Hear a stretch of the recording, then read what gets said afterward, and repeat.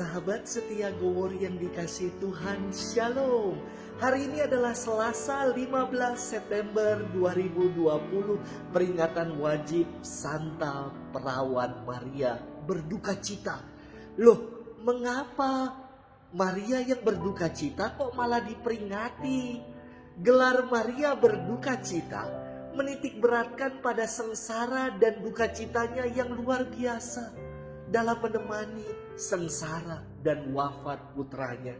Maka peringatan ini diperingati sehari setelah kemarin kita merayakan pesta salib suci. Menurut tradisi, duka cita Bunda Maria ini meliputi 7 peristiwa, yakni nubuat Simeon, pengungsian keluarga kudus ke Mesir, kanak-kanak Yesus yang hilang, Bunda Maria berjumpa dengan Yesus dalam perjalanannya ke Kalvari, Bunda Maria berdiri di bawah kaki salib, Bunda Maria memangku jenazah Yesus dan diturunkan Yesus dari salib, dan kemudian Yesus dimakamkan. Oleh sebab itu Bunda Maria terkadang dilukiskan dengan hatinya yang tertusuk oleh 7 pedang. Kesetiaan Bunda Maria menanggung duka cita ini mengajak kita untuk setia dalam pengharapan dan berserah pada Allah.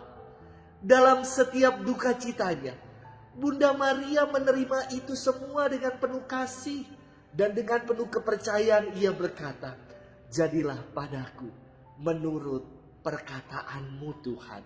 Melalui penyerahan total untuk melakukan kehendak Allah inilah yang mengubah duka cita Bunda Maria menjadi sukacita bagi seluruh makhluk.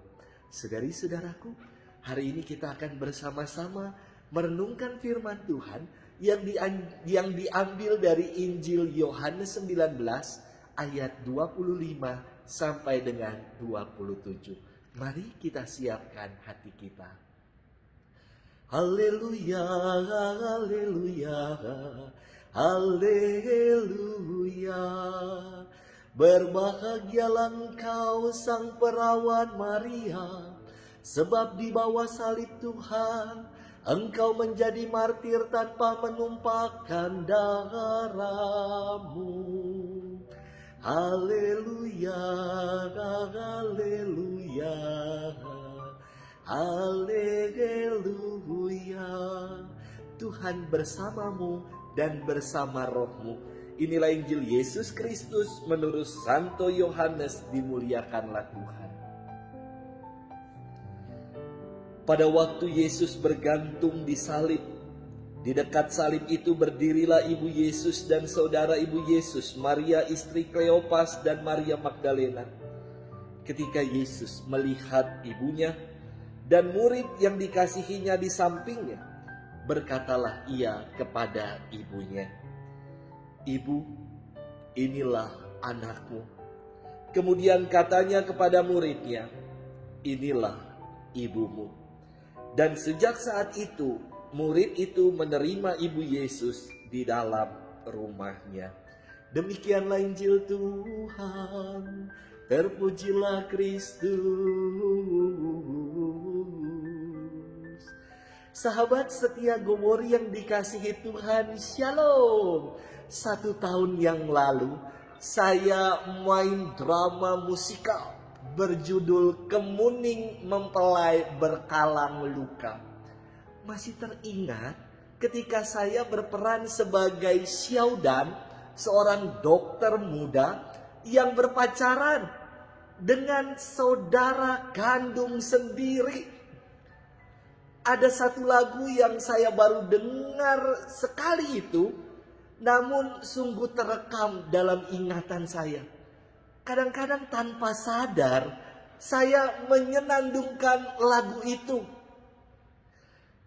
Titik-titik noda tertinggal di dalam dada, guratan hatiku masih ada, tergores ingatan pahit ku rasakan. Hari ini hati masih luka. Telah aku coba melupakan segalanya, namun titik terang tiada datang. Langit makin kelam, duka makin dalam. Hati ini hancur jadi debu. Lagu ini sangat dalam sekali maknanya. Maka sampai di bawah sadar saya, lagu ini sungguh terekam dalam kalbu. Sahabat setia Gowor yang dikasihi Tuhan, firman Tuhan hari ini menggambarkan seperti lagu tadi, bagaimana hati yang lebur jadi debu dari Bunda Maria ketika menyaksikan dari bawah salib putra yang dikasihinya tergantung dan menderita. Apalagi ketika sang bunda memangku jenazah anaknya. Tiada kepiluan yang lebih menyayat dari seorang ibu selain menyaksikan darah dagingnya sendiri mati, menderita. Dan tiada nestapa yang lebih dalam dari seorang ibu yang menguburkan anak kandungnya sendiri. Duka cita dan kepedihan itu digambarkan dalam momen yang dikenal dengan sebutan Pieta, yang berarti Bunda Maria turut merasakan penderitaan putranya. Sahabat setia Gowor yang dikasihi Tuhan, tidak ada kelam yang tak kembali bersinar. Sebab setelah hujan Tuhan menghiasi langit dengan pelangi, dan badai pasti akan berlalu. Berkat ketaatan dan kesetiaan Bunda Maria dan Yesus putranya, peristiwa penebusan karya keselamatan Allah tergenapi. Kalau kita hari-hari ini mengalami kedukaan, getir atau pahit dalam hidup, tetaplah dalam pengharapan dan setialah. Sebab segala yang baik akan tergenapi pada waktu Tuhan. Tuhan memberkati kita sekalian. Di dalam nama Bapa dan Putra dan Roh Kudus. Amin.